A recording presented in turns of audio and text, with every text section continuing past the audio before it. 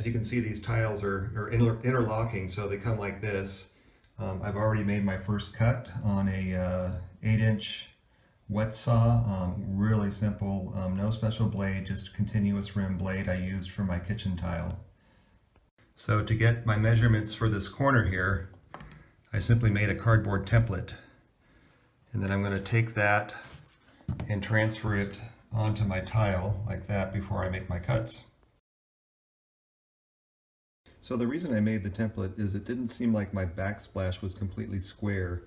But it turns out it was pretty square, but I used the template anyway, and I just used a Sharpie to mark that onto the tile before I make my cut. So this is probably really overkill because the angle is so small. It turns out there was a slight angle to my backsplash, so I've just used some shims I got at Lowe's in there, and I have a little bit of an angle set on my thingy bob there, whatever it's called. This might be overkill too, but I use this to do my pavers, and it works really well for full protection.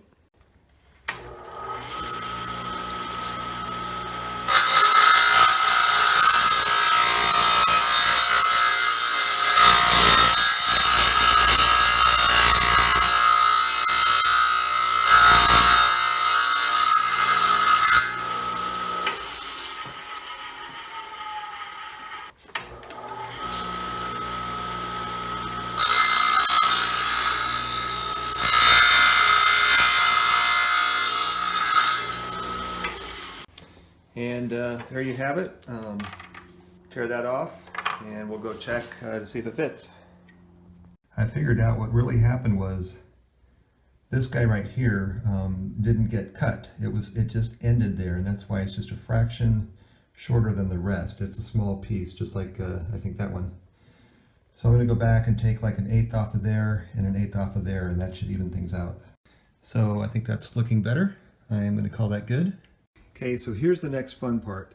The long part of my backsplash is 60 inches, and I'm going to do it 6 segments high, because they come in 18 segments high. So I just split one of them into thirds, and they easily mesh together. My other leftover pieces were not so hard to get them to align properly, so I had to take this aligned, and then I had to take this off the bottom here, cut it, and now I got to move it up to here to make that fit. I had to take another piece like that to make that fit. Okay, so then I have my 60 inches. So the old adage, you measure twice, cut once. I knew I had a 5-foot vanity, right? That's 60 inches. I went back inside and measured, and it's actually 61 inches. Plus, I think my vanity is 60, but the countertop is 61 inches. Plus I had about a 1/4 inch gap in my wall. So what I really need is 61 1/4 inches. So when I come back out to measure, I found out that I've repositioned things. So 61 1/4 comes to the end of my workbench, and look at that, it's perfect. So I don't think I'm going to have to cut the other end. I'll wait and cut this end after I get everything back or mounted on the wall, just to make sure that I get the exact right cut at the very end. This is the thin set I'm going to use. It's kind of fancy for mosaic and glass, but you could probably use any regular thin set. The sponge will be for the grout later. And then I have a notched trowel here. This is a V-notch. You can use one that's maybe a little bit bigger than this, but this is what I have. And then down here I've got my mixer hooked up to my drill. That could be done by hand, but this might save me a little time. I got my first piece up. I took my putty knife here and scraped some of the extra thin set out between the cracks, just to make sure the grout has somewhere to go when we do that later. Then I took a wet rag and I just kind of removed any excess thin set so it doesn't dry onto the tiles. Okay, the tiles are on, and I think it's looking pretty good.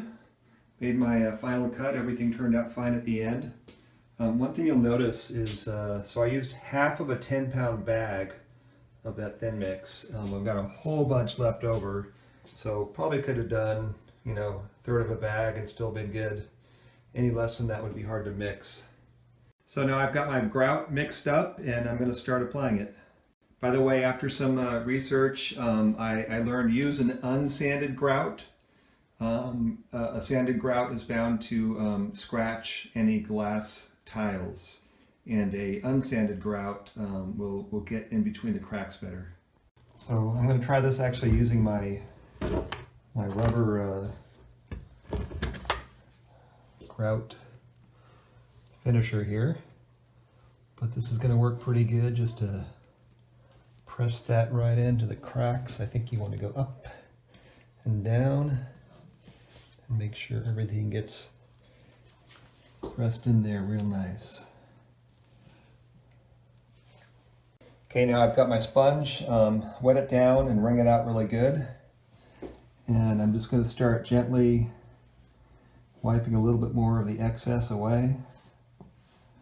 Probably could have the sponge a little bit wetter, but this is that's the idea right there.